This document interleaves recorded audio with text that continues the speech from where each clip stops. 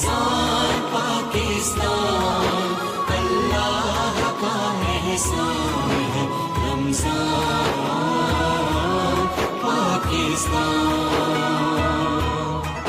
چلیے جناب آپ کو لیے چلتے ہیں وظائف کی برکت کی جانب، اور وظائف کی جو برکت ہے وہ ظاہر ہے ڈیلی آپ سیگمنٹ دیکھتے ہیں ناظرین، آپ کو بہت پسند ہے۔ قرآن اور سنت کی روشنی میں ممتاز روحانی اسکالر جناب آغا منہاج صاحب آپ کو وظائف بتاتے ہیں، اور ایک بار پھر ہمارے ساتھ وہ موجود ہیں۔ آغا صاحب السلام علیکم۔ وعلیکم السلام ورحمۃ اللہ وبرکاتہ۔ جنید بھائی کیسے مزاج ہیں آپ کے؟ جی الحمدللہ رب العالمین، آپ ٹھیک ہیں؟ آپ کی صحت ٹھیک ہے ماشاءاللہ؟ الحمدللہ الحمدللہ۔ میں ابھی مغرب میں سوچ رہا تھا کہ جیسے ہی ظاہر ہے سورج غروب ہوا تو میں نے کہا جی اب تو رحمت کا اشرا جو ہے ہمارے درمیان سے جدا ہو کے چلا گیا، اور مغفرت کا اشرا الحمدللہ آ گیا۔ اللہ تعالیٰ بس کرم فرما دے۔ سب سے پہلے خواب کی تعبیر، اور خواب آیا ہے جی کہ خواب میں بادام کا گھنا درخت دیکھا، بادام ٹوٹ کر زمین پر گرے تھے اور پیڑ بھی بہت لگے ہوئے تھے۔ اعوذ باللہ من الشیطان الرجیم، بسم اللہ الرحمن الرحیم۔ اللہم صلی علی سیدنا و مولانا محمد وعلی آلہ وصحبہ بارک وسلم علیہ۔ اور رحمت کا اشرا جب ہم پڑھ رہے تھے رب اغفر وارحم وانت خیر الراحمین، روزانہ 100 مرتبہ پڑھ رہے تھے، اللہ تبارک و تعالیٰ قبول فرمائے۔ اب ہم پڑھیں گے استغفر اللہ الذی لا الہ الا هو الحی القیوم واتوب الیہ، استغفر اللہ ربی من کل ذنب واتوب الیہ، استغفر اللہ الذی لا الہ الا هو الحی القیوم واتوب الیہ۔ اب 100 مرتبہ انشاءاللہ یہ آپ جب ٹرانسمیشن دیکھتے جائیں گے، درود پاک پڑھتے جائیں گے تو ہاتھ میں تسبیح لیں گے، یا پھر جیسے کچن میں خواتین ہماری بہنیں کھانا پکا رہی ہیں، استغفر اللہ ربی من کل ذنب واتوب الیہ پڑھیں، یا استغفر اللہ الذی لا الہ الا هو الحی القیوم واتوب الیہ پڑھیں، یہ لا الہ الا اللہ محمد رسول اللہ صلی اللہ علیہ وآلہ وسلم، استغفر اللہ لا حول ولا قوۃ الا باللہ، لا الہ الا انت سبحانک انی کنت من الظالمین۔ کیونکہ اب آگے اشرہ مغفرت جب ختم ہوگا، اس کے بعد جب جہنم کا اشرہ آئے گا تو اس میں ہمیں اپنی جو تسبیح ہے وہ کرنی پڑے گی، اللہم اجرنا من النار۔ تو یہ 10 دن جو ہیں یہ ہم نے استغفار کی تسبیح کرنی ہے، اور ابھی تک اگر آپ نے صلاۃ التسبیح نہیں پڑھی تو ابھی فوراً نیت کیجئے، صلاۃ التسبیح پڑھ لیجئے، ظہر کے بعد پڑھ لیجئے، مغرب کے بعد پڑھ لیجئے، عشاء کے بعد پڑھ لیجئے، تراویح کے بعد پڑھ لیجئے، فجر سے پہلے سارے گھر والے مل کے اگر صلاۃ التسبیح کا اہتمام کریں تو انشاءاللہ بہت گھر میں برکت ہوگی، خیر و برکت ہوگی انشاءاللہ۔ اور اپنے والدین کی خدمت کرنی ہے آپ نے بہت زیادہ، اور جو سحر اور افطار کے وقت جو دعائیں قبولیت کا جو وقت ہوتا ہے، دعاؤں کی قبولیت کا وقت جو ہے وہ تو 24 گھنٹے میں کبھی بھی ہوتا ہے، لیکن اس میں رمضان المبارک کے مہینے میں جو سحر و افطار کا وقت ہوتا ہے یہ دعاؤں کی قبولیت کا وقت ہوتا ہے، تو اس میں آپ کو زیادہ سے زیادہ دعائیں کرنی ہے کہ رب العالمین ہمیں اس ماہ مبارک میں مایوس مت لوٹانا، ہماری مغفرت ہر صورت میں پروردگار اپنے حبیب علیہ الصلوۃ والسلام کے صدقے، اہل بیت اطہار کے صدقے ہماری مغفرت فرمائے، آمین۔ اچھا جی، یہ جو خواب میں حضرت نے بادام کا درخت دیکھا ہے، اس سے ان کو کثیر رزق ملنے کے امکانات ہیں، ماشاءاللہ ان کے رزق کے اندر اضافہ ہوگا، ان کی غربت دور ہوگی، اگر کاروبار پہ پریشانی ہے تو ٹھیک ہو جائے گی، جاب اگر کر رہے ہیں ترقی نہیں ہو رہی تو ترقی مل جائے گی، جاب اگر نہیں لگ رہی بچوں کی تو لگ جائے گی انشاءاللہ، اور بیماریوں سے شفا ملے گی، جیسے گھر میں خدا نہ خواستہ کوئی بڑی بیماری ہے تو اس سے شفا ملے گی، اگر ڈاکٹر کے زیر علاج ہیں تو اس سے انشاءاللہ افاقہ ہوگا، فائدہ ہوگا، بہتری آئے گی، دوائیاں اگر اثر نہیں کر رہی ہیں تو انشاءاللہ اثر کرنے لگیں گی، بیماریاں جو اگر گھر میں ٹوٹ کر آ رہی تھی تو انشاءاللہ بیماریوں کے راستے بند ہو جائیں گے۔ لیکن یہ سب کچھ کرنے سے ایک اور چیز ہے جو آپ کو ریگولر کے بیسس پہ کرنی ہے، وہ ہے صدقہ، کیونکہ ہر پریشانی کے، ہر روحانی معاملات کے 3 چیزوں کے اس کا علاج ہوتا ہے، ایک ہوتی ہے دعا، ایک ہوتا ہے دوا، ایک ہوتا ہے صدقہ۔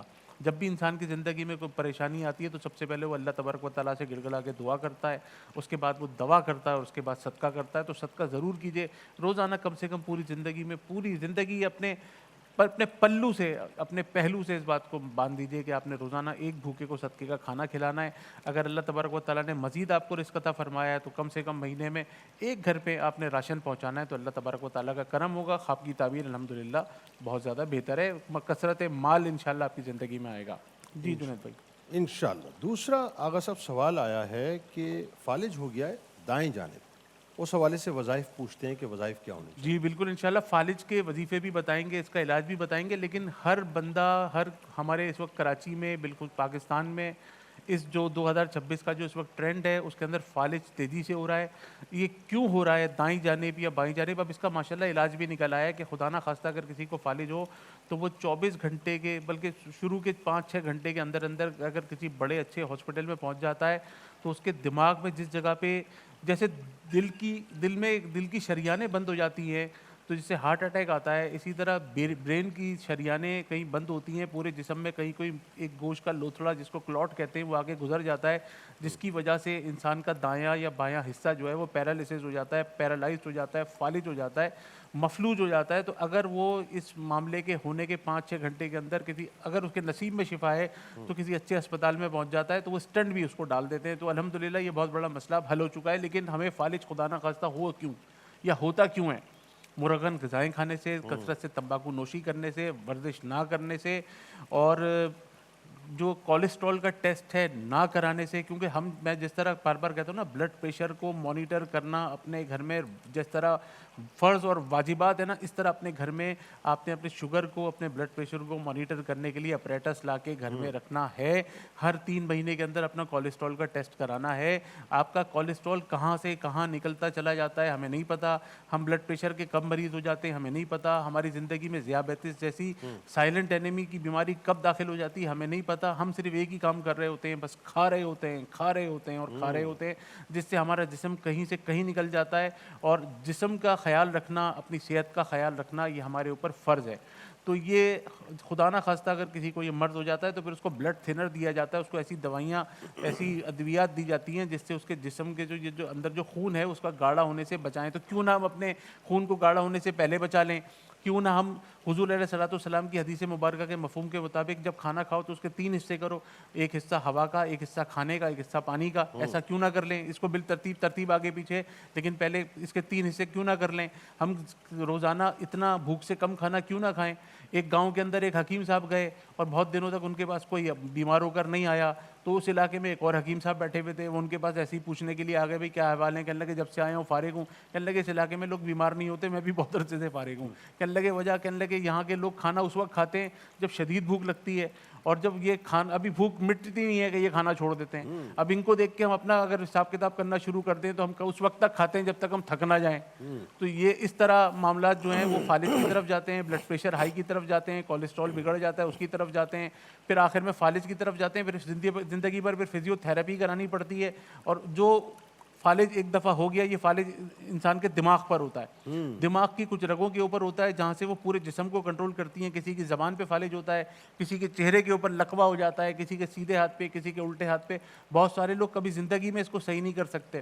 بہرحال اللہ کے کلام میں بہت برکت اور بہت شفا ہے. آپ زیتون کا تیل لے لیجئے, زیتون کا تیل, اور اس پہ دم کرنا ہے آپ نے سورہ فاتحہ جو ام القرآن ہے. سورہ فاتحہ جو شفا ہے, اس کو جب آپ قرآن شریف کھولتے ہیں تو سب سے پہلے آپ کی ملاقات سورہ فاتحہ سے ہوتی ہے. تو 11 مرتبہ سورہ فاتحہ کو دم کیجئے آپ نے زیتون کے تیل پر. اور ہمارے قرآن پاک میں 7 سلام ہے, 7 سلام. اب وہ 7 سلام کی آیتیں کون سی ہیں؟ سلام قولا من رب رحیم, سلام علی نوح فی العالمین, سلام علی ابراہیم, سلام علی موسیٰ و ہارون, سلام علی الیاسین, سلام علی المرسلین, سلام ہی حتی مطلع الفجر. یہ قرآن پاک میں 7 سلام ہیں. یہ آپ کو انٹرنیٹ پہ مل جائیں گے, اپنے گھر کے پنسورے پہ مل جائیں گے, گوگل پہ مل جائیں گے. بہت آسانی سے آپ 7 سلام لکھیں تو یہ 7 آیتیں کھلتی ہیں جو یہ قرآن پاک میں 7 سلام قولا من رب رحیم, اس طرح 7 سلام ہیں. یہ آپ 11 مرتبہ سورہ فاتحہ کے ساتھ ملا کے مریض کے پورے جسم پہ دم کریں اور اس کے زیتون کے تیل پہ دم کریں, بلکہ اس کو گرم کر کے ہلکے ہاتھ سے اس سائڈ کے اوپر مالش کریں. اگر چہرے پر فالج ہے وہاں مالش کریں, الٹے ہاتھ کی طرف, پیر کی طرف. انشاءاللہ دنوں کے اندر فرق آئے گا. اور لہسن کا استعمال جو ہے وہ بہت اچھا بلڈ تھنر ہوتا ہے, اس سے بہت زیادہ افاقہ ہوگا. جب کسی کو خدا نہ خواستہ فالج ہو جائے تو اس کو مرغن غذائیں اس سے دور کر دیں, نمک کا استعمال اس سے دور کر دیں. انشاءاللہ بہت زیادہ بہتری آئے گی اللہ کے حکم سے انشاءاللہ. اور آخری سوال ہے آغا صاحب کہ کسی نے جادو کر دیا ہے, کاروبار میں بڑی مشکلات آ رہی ہیں, کیا کیا جائے اس سلسلے میں؟ دیکھیں ہمارے یہاں یہ کانسیپشن ہے کہ کسی نے جادو کر دیا ہے. 2026 میں ہم پہ کون جادو کر سکتا ہے؟ یہ 2 متضاد مختلف باتیں ہیں. اس کے لیے ہوتا یہ ہے کہ جب کسی پہ جادو ہوتا ہے, لٹرلی صحیح معنوں میں اس پہ جادو ہو جاتا ہے, اس کے کان میں اس طرح کی آوازیں آ جاتی ہیں کہ 2026 ہے میاں, اس دور میں لوگ چاند کی باتیں کر رہے ہیں, لوگ چاند پہ چلے گئے, کس کے پاس اتنا فالتو ٹائم ہے کہ تم پہ جادو کرے گا؟ تو بھائی جب میرے آقا کریم علیہ الصلوۃ والسلام پر یہ کوشش کی گئی تھی تو میں بھی تو ان کا امتی ہوں, میرے پہ کیوں نہیں ہو سکتا؟ تو جادو ایک حقیقت ہے, جادو ہو سکتا ہے. اب اگر خدا نہ, اب ہر ایک کے اوپر جادو نہیں ہو سکتا. مثال کے طور پہ گھر کے اندر دو میاں بیوی آپس میں کسی بات کے اوپر ان کی لڑائی ہو گئی تو جادو ہو گیا. دو کاروباری پارٹنرز آپس میں کسی بات پر الجھ پڑے تو جادو ہو گیا. بچے گھر میں آپس میں لڑ پڑے تو جادو ہو گیا. ہر چیز کو جادو کے ڈبے میں نہیں ڈالنا چاہیے, اور ہر جادو کو اپنی نظروں سے اوجھل بھی نہیں ہونے دینا چاہیے کہ یار یہ نہیں ہو سکتا. تو اگر خدا نہ خواستہ کسی کے اوپر جادو ہو جائے تو فجر کی نماز کے بعد 41 مرتبہ سورہ فلق, 41 مرتبہ سورہ ناس پڑھیں. پانی پہ زمزم کا سب سے زیادہ استعمال جادو کے لیے بہت اکثیر ہوتا ہے. باوضو رہنا جادو خدا نہ خواستہ اگر کسی کے لیے, اس کے لیے بہت اکثیر ہوتا ہے. تو انشاءاللہ میں آپ کو ایک اور چیز بتاتا ہوں. سورہ یونس کی آیت نمبر 81, قال موسیٰ ما جئتم بہ السحر ان اللہ سیبطلہ ان اللہ لا یصلح عمل المفسدین. ہر نماز کے بعد 11 مرتبہ پڑھیں, پانی پہ دم کریں اور انشاءاللہ پئیں.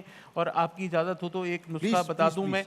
یہ نسخہ انشاءاللہ جادو کے لیے, دل کو تقویت دینے کے لیے, دل کے سکون کے لیے, دل کو نرم کرنے کے لیے, اعصابی معاملات کے لیے, خاص الخاص جسم میں امیون سسٹم جو ہمارا دفاعی نظام ہے اس کو مضبوط کرنے کے لیے بہت اچھا ہوتا ہے. یہ حضور علیہ الصلوۃ والسلام کی سنت مبارکہ بھی ہے. اس کا نام ہے تلبینہ.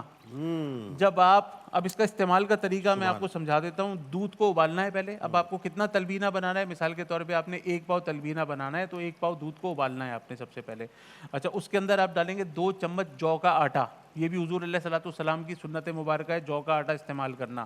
تو 2 چمچے جو کا آٹا ڈال دیا. اب آپ نے اجوا کھجوریں لے لی مثال کے طور پہ 4 عدد, اور اس کو چھیل کے اس کے اندر آپ نے ڈال دیا. شہد کا 1 بڑا چمچہ اس کے اندر آپ نے ڈال دیا. اس کے بعد اس کو خوب اچھی طرح پکا لیں تو یہ کھجور کی کھیر تیار ہو جائے گی. اس میں جو کا آٹا بھی ڈلا ہوا ہوگا, اس کے اندر 1 پاؤ دودھ بھی ڈلا ہوا ہوگا, بڑا چمچہ شہد کا بھی ڈلا ہوا ہوگا, اور اس کو پکاتے ہوئے باوضو رہنا ہے. باوضو رہ کے پکانا ہے اور درود پاک پڑھتے ہوئے پکانا ہے, کیونکہ آپ اس کو کائے کے لیے پکا رہے ہیں, اپنے دل کے لیے, اعصابی نظام کے لیے, صحت کے لیے. سنت کریمہ کو, آقا کریم علیہ الصلوۃ والسلام کی سنت کریمہ جس کے ان کا فرمان مبارکہ یہ ہے کہ اس کو کھانے سے ایسا انسان ہو جاتا ہے جیسے اپنے ہاتھوں سے اپنے منہ کو صاف ستھرا کر لیا, منہ کو دھو لیا. مفہوم بتا رہا ہوں. تو جب یہ کھیر تیار ہو جائے تو صبح نہار منہ اس کو ٹھنڈا کر کے کھا لیجیے. انشاءاللہ اگر جادو ہے تو چلا جائے گا, امیون سسٹم کے لیے بیسٹ ہے, دل کے عارضے کے لیے بیسٹ ہے, پورے جسم پہ کبھی انشاءاللہ نہ فالج ہوگا نہ جادو ہوگا انشاءاللہ الرحمن. بہت شکریہ آغا صاحب, جزاک اللہ جنید بھائی, تھینک بہت یو. خوبصورت گفتگو رہی. اور ناظرین ہمارے ساتھ جڑے رہیے, ایک مختصر سا وقفہ لیتے ہیں, لوٹ کے انشاءاللہ علم کے موتیوں کے ساتھ ظاہر ہے. لیکن آج ذرا میں چاہوں گا صاحب, وہ جو قلب مستر جتنے بھی ہیں نا, تھوڑا مجھے ٹائم دے دیں. ادھر ادھر بھاگنا, نشے کرنا, ڈسکوز میں جانا, پبز میں جانا, یا ایسی گیتھرنگز میں جانا کہ جو آپ کو لگتا ہے کہ شاید وہ آپ کو ذہنی سکون دیتی ہیں, ذرا علماء کو بھی تو سنیں وہ کیا بتاتے ہیں کہ انزائٹی اور ڈپریشن جاتا کیسے ہے اور کیا کرنا چاہیے ہمیں. ایک مختصر سے وقفے کے بعد. رمضان پاکستان اللہ کا احسان ہے.